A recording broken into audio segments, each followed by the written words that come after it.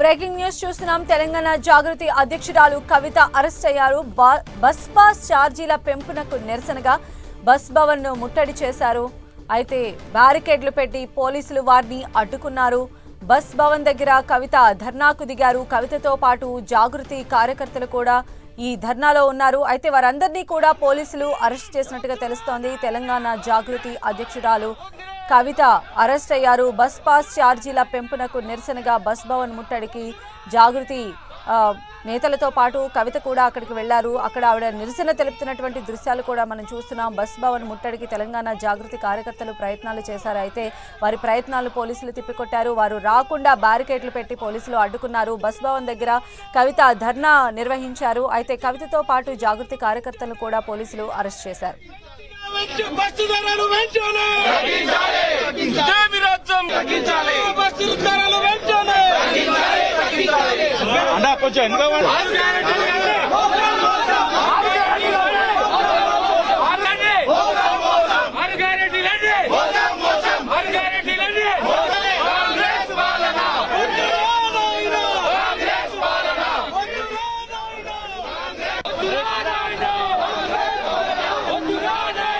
తెలంగాణ జాగృతి అధ్యక్షురాలు కవితను పోలీసులు అరెస్ట్ చేశారు. బస్ పాస్ ఛార్జీల పెంపునకు నిరసనగా తెలంగాణ జాగృతి ఈరోజు బస్ భవన్ ముట్టడికి ప్రయత్నించారు. అయితే పోలీసులు వారి ప్రయత్నాన్ని విఫలం చేశారు. వారి లోపలికి రాకుండా వారు బ్యారికేడ్లను పెట్టారు.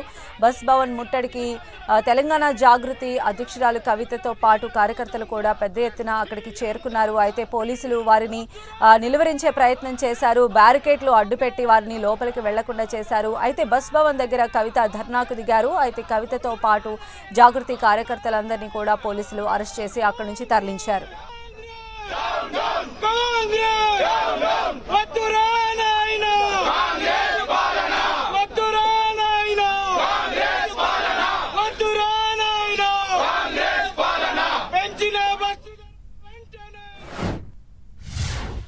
బస్ పాస్ ధర 1100 ఉంటే 1400 చేసిండ్రు. బస్ పాస్ ధర 1100 ఉంటే 1400 చేసిండ్రు. ఊర్లలో కూడా బస్ పాస్లన్నీ కూడా పెంచినటువంటి సందర్భం ఇది కరెక్ట్ కాదు. ఆర్టీసీని గవర్నమెంట్ లో కలుపుకుంటలేరు.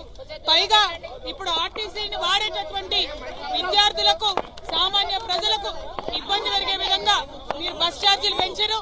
ఇది కరెక్ట్ కాదు. వెంటనే తగ్గించాలని ప్రభుత్వాన్ని తెలంగాణ జాగృతి పక్షాన డిమాండ్ చేస్తున్నాం.